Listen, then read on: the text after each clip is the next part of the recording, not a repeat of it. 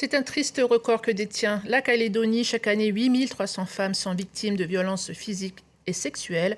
C'est 7 fois plus qu'en France. Que faire si l'on est victime? Vers qui se tourner? Comment s'en sortir? À 3 jours de la journée mondiale contre les violences faites aux femmes, on en parle avec mes invités. Bonsoir et bienvenue dans votre émission Ça vous parle. 1845 affaires de violence conjugale ont été recensées l'an dernier, soit une augmentation de 63%. Un phénomène qui touche beaucoup trop de femmes et de familles. Mais comment peuvent-elles s'en sortir? Vers qui se tourner? Comment se reconstruire? Cyrielle Moulédou, chef du service de traitement des violences conjugales et intrafamiliales Le Relais, et brigadier chef Sabrina Salah, chef du bureau d'aide aux victimes de la police nationale, répondront à toutes ces questions. Alors un plateau exclusivement féminin ce soir. Bonsoir à toutes les deux. Bonsoir. Que remarquez-vous? On a vu un petit peu les chiffres. Une femme sur 4 a vécu une forme de violence physique. 2500 affaires ont été recensées en 2022 dans 1845 violences conjugales, donc je le disais 63% en plus. Vous êtes responsable de services qui aident ces victimes de violences. Que remarquez-vous dans ces affaires de violence? Par exemple, est-ce que les victimes et auteurs sont de plus en plus jeunes ou est-ce que les femmes hésitent de moins en moins à porter plainte? Sabrina Salah, peut-être? Oui, merci. Effectivement, là, on a constaté au fur et à mesure des années que les chiffres augmentent. Ouais. C'est dû, je pense, à plusieurs facteurs. Déjà, la libération de la parole, mais aussi l'information qui circule. Beaucoup d'associations, beaucoup d'institutions qui luttent contre les violences intrafamiliales. Et du bouche à oreille, les personnes osent enfin parler et viennent à nous. Donc de manière différente, soit par elles-mêmes, soit dirigées par des employeurs, parfois par des associations. Donc, il y a beaucoup plus de communication, donc un peu plus de oui, femmes et qui peut-être portent... de prise de conscience. De prise de conscience, d'accord. Par rapport peut-être au relais, Cyrielle Moulédou? Alors effectivement, je pense qu'il y a une libération de la parole qui se fait de plus en plus par le biais d'informations, de communication dans ce domaine-là. Je sais qu'à notre niveau, on essaye, par les moyens que l'on a aussi humains, de pouvoir sensibiliser aussi le public en direct. Et cette sensibilisation permet aux victimes de prendre conscience que certaines formes de violence sont considérées comme des violences. Et elles franchissent la porte pour pouvoir en parler auprès d'entourage, auprès de professionnels, et ce qui permet justement d'avoir ces chiffres actuellement. Parce que parfois, ces victimes, elles ne perçoivent pas que ce sont vraiment des violences quand elles ne sont pas physiques, par exemple.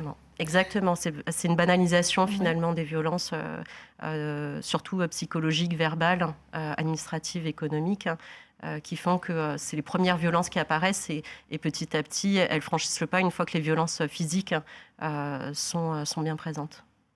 Sabrina Salah, donc vous êtes chef du bureau d'aide aux victimes de la police nationale. Est-ce que vous pouvez nous expliquer ce que c'est concrètement?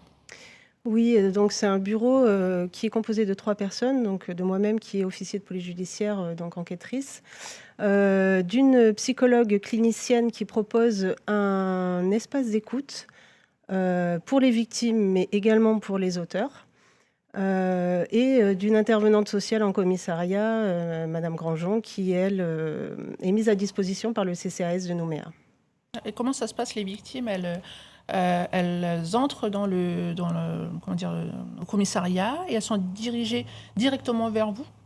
Alors, c'est un peu au cas par cas. On a des personnes qui déposent plainte et qui sont dirigées après la plainte selon leurs besoins. Donc, ils prendront attache avec nous, on la recevra et selon ses besoins, si c'est social, psychologique ou d'explication de la procédure judiciaire, chacune de nous la rencontrera. Donc, ça peut être avant le dépôt de plainte ou ça peut être après.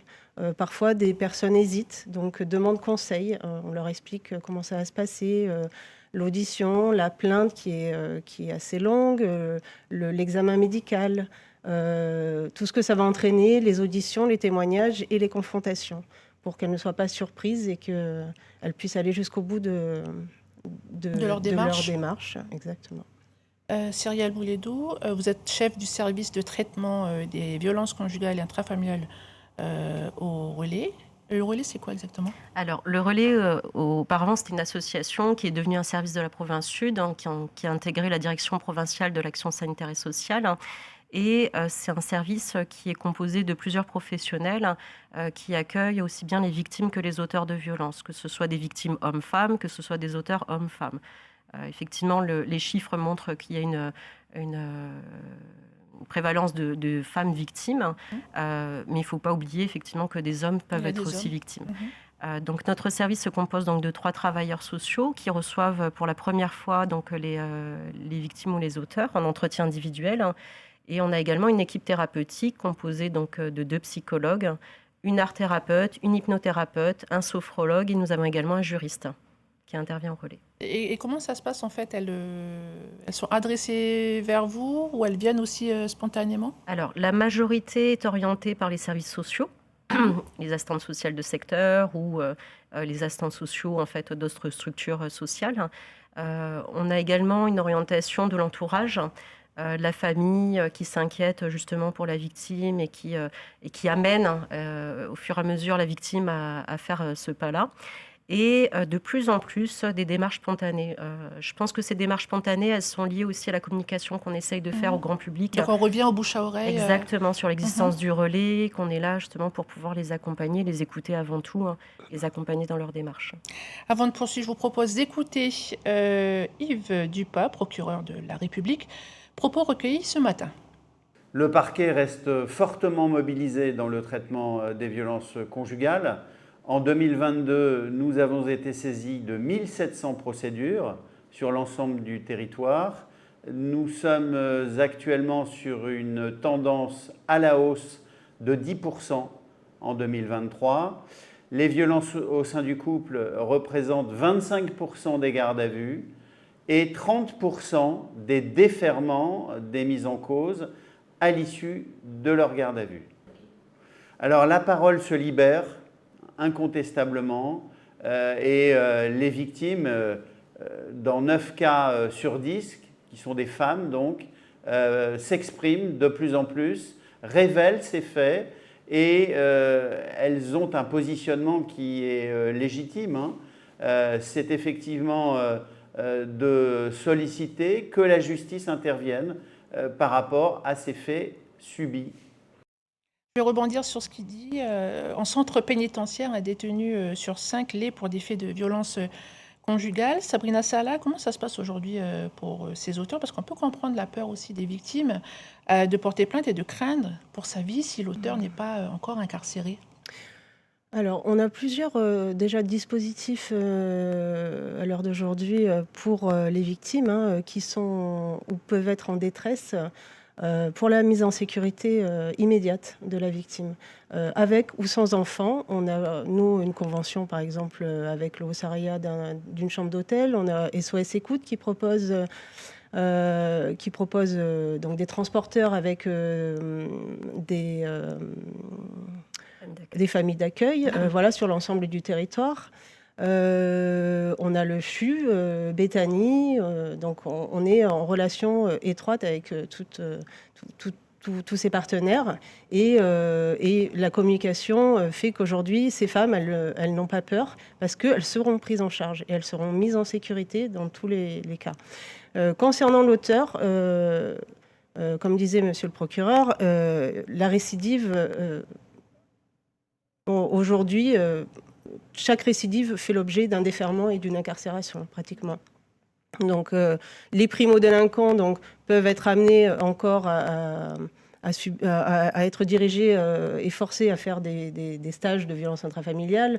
Voilà, donc il n'y a plus de main courante aujourd'hui. Il faut savoir que toute dénonciation de violence fait l'objet d'une procédure qui est plainte de la victime ou pas. S'il n'y a pas plainte, il y a déclaration sur procès-verbal et c'est le parquet qui saisit l'opportunité des poursuites. Voilà. Donc c'est systématique? C'est systématique. L'interpellation est systématique. Si la personne n'est pas interpellée et est en fuite, elle est inscrite en mandat de recherche automatiquement. Je vous propose maintenant d'écouter ce témoignage anonyme. Nous l'appellerons Élodie. Elle a vécu 20 ans avec un mari violent qu'elle a réussi à quitter. Écoutez. Malgré que je pardonne, et lui, il n'a jamais changé. Il a toujours été le même. Même s'il me disait que demain, c'est bon, il va arrêter de boire, mais il faisait ça une semaine, 2 semaines, et le lendemain, il recommençait. Il revenait bourré, et c'était toujours la même chose. Et depuis que je suis porté plainte et tourné la page, je ne vivais plus avec lui. Euh, Maintenant, je vis mieux. Mais tout ça, c'était longtemps après, longtemps après, mais j'ai vécu des années, on va dire 20 ans, plus de 20 ans, j'ai vécu avec lui. Cyrielle Moulédou, que recherchent en premier les femmes que vous recevez? Une aide, une écoute pour l'administrative, pour les démarches administratives? Qu'est-ce qu'elles recherchent? Lorsque les victimes se présentent au relais, c'est avant tout pour avoir une écoute sans jugement. Donc ça repose le cadre justement des entretiens, que les entretiens sont confidentiels. On n'est pas là pour juger justement les allers-retours qu'il peut y avoir, ou le fait qu'elle soit restée justement dans cette situation. Elle recherche également des conseils, par exemple par rapport aux démarches judiciaires, démarches juridiques sur la garde des enfants, sur le divorce.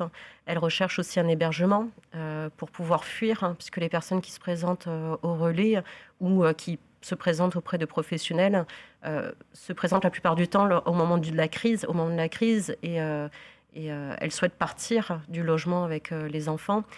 Donc nous, on va justement les aider à ce niveau-là pour pouvoir les écouter, les remettre justement, leur redonner leur place en tant que personne, le pouvoir de pouvoir agir, pardon. Et on oriente, par contre, nous, au relais, nous ne faisons pas d'accompagnement social. C'est-à-dire que lorsqu'il y a une demande sociale, d'aide financière ou autre, démarche administrative, on réoriente vers l'assistance sociale de secteur. On va beaucoup plus travailler sur la thématique des violences conjugales, sur la prise de conscience et sur qu'est-ce qu'elles peuvent mettre en place justement pour se mettre en protection, pour justement avancer et avoir cette réflexion justement au changement. Est-ce que l'on peut s'en sortir quand on est sans emploi avec des enfants? Parce que c'est aussi d'une crainte des femmes de partir de leur domicile.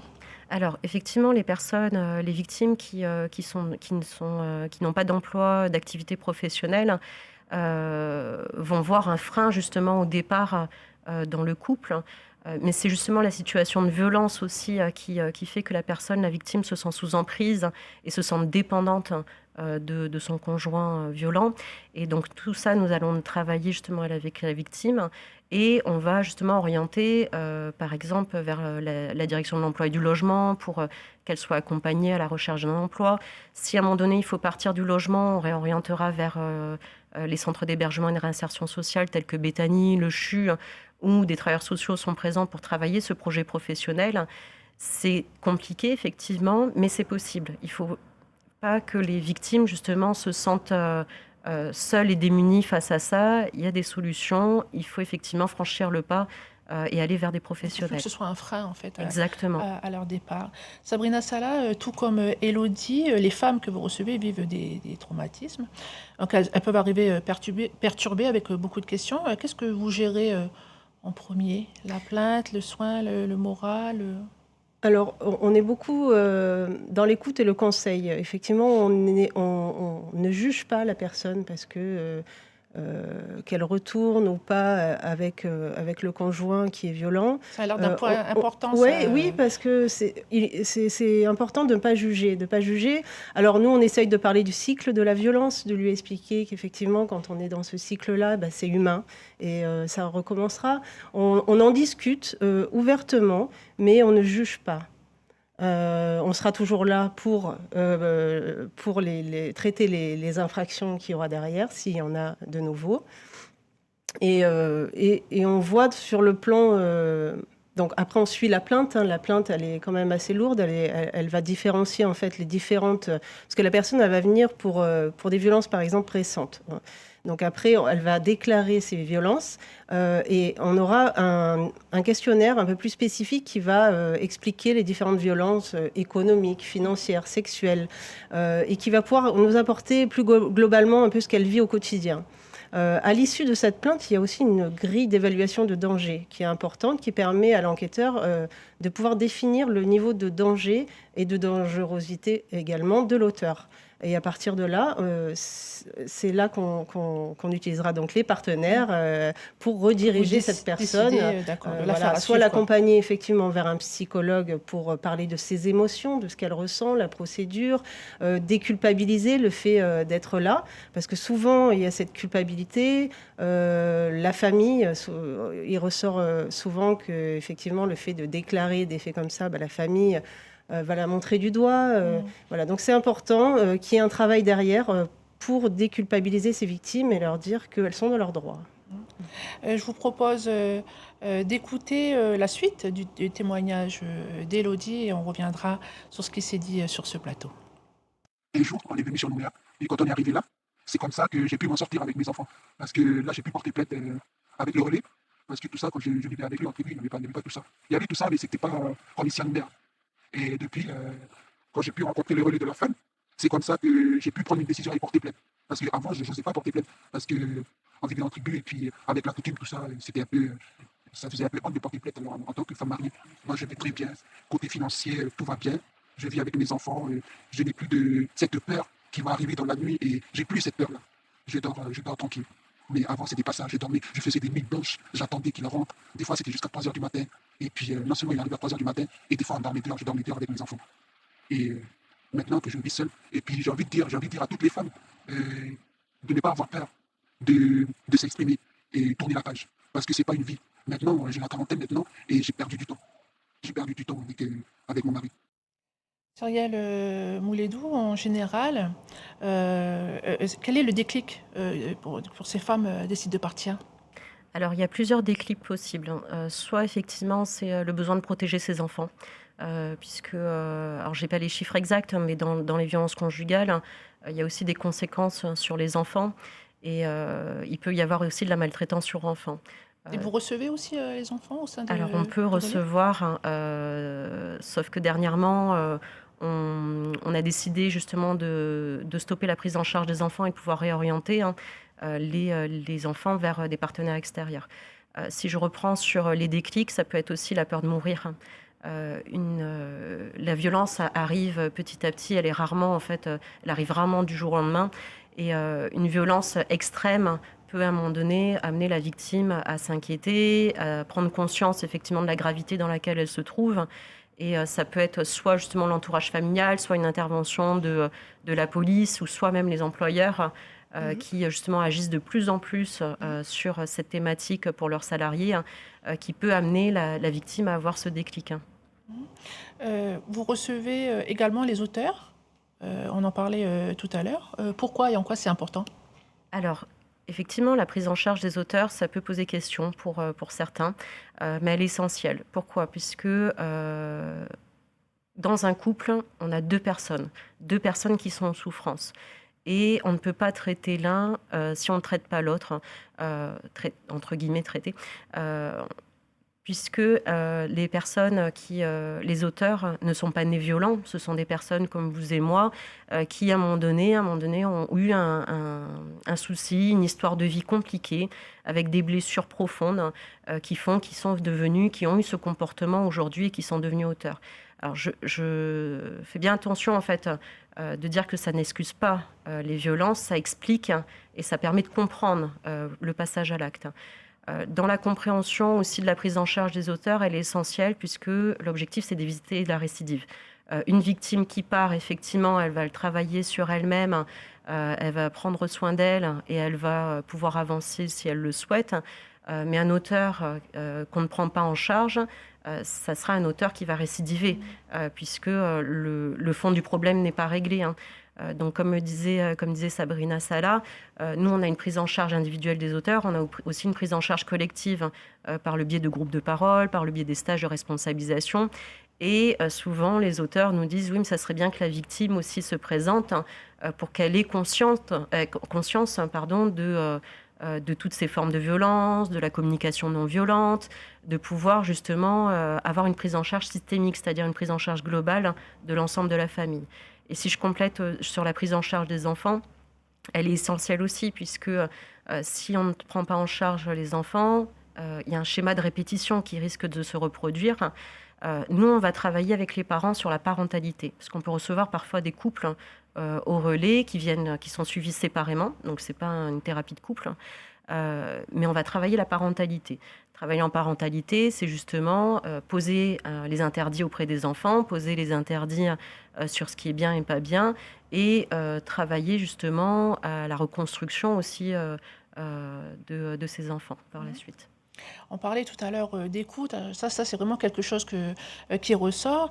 Savoir écouter et réagir face à ces victimes, ça prend. Comment ça se passe pour la formation des agents de police notamment? Alors, Parce qu'on a quand même une image de la police assez dure. Oui, assez dure, mais qui s'est améliorée avec le temps. Déjà, j'ai oublié de parler tout à l'heure, on a un dispositif TAC, tableau donc d'accueil confidentialité, qui permet en fait aux personnes victimes de violences intrafamiliales, sexuelles ou conjugales, de pouvoir rentrer dans un commissariat sans s'exprimer devant tout le monde. Donc c'est un système qui prévoit 2 couleurs, rouge et bleu, et la personne doit poser sa main sur la couleur. Donc la couleur rouge correspond à tout ce qui est violence conjugale ou sexuelle. Et donc ça permet une confidentialité et une priorisation. Donc la personne sera prise en priorité. Donc maintenant, tous les agents sont sensibilisés par des formations à la réception des personnes victimes de violences conjugales. De l'accueil jusqu'à de l'accueil jusqu'à puisque le dispositif TAC se présente déjà à l'entrée du commissariat, et sur le comptoir de l'accueil.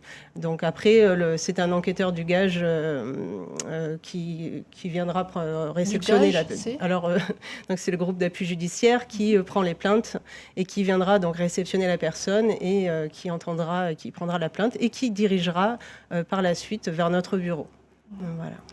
7 victimes sur 10, alors ça c'est d'autres chiffres, ne font aucune démarche pour signaler les faits subis auprès de services de police ou de gendarmerie. En général, elles s'adressent à la famille, les proches. Comment ces personnes elles doivent réagir quand on est au courant de ces faits? Moi, je vais en parler parce que dernièrement, on a eu vraiment des cas de personnes qui s'inquiètent pour leur entourage. Donc, que ce soit familial ou employeur, on a de plus en plus de dénonciations. Donc, toute personne qui est au courant de violences au sein d'un couple, un voisin, n'importe qui, un employeur, peut prévenir les services de police et indiquer qu'il y a une personne qui est potentiellement en danger et qui démarre une enquête sera diligentée à la suite de cette dénonciation, de cet appel. Alors, si je peux compléter aussi, c'est un problème de société aujourd'hui. La plupart, pendant ces dernières années, on disait que c'était un problème d'ordre privé. Le couple, c'est justement la bulle. On s'en mêle pas. Les voisins, non, je vais pas m'en occuper. Mais aujourd'hui, c'est vraiment un réel problème de société. On voit les conséquences justement des violences sur les victimes, par rapport, par exemple, à l'absentéisme au travail, à l'inquiétude que cela peut porter. Ça peut être aussi les conséquences chez les enfants, la déscolarisation, des problèmes aussi de comportement des enfants à l'école.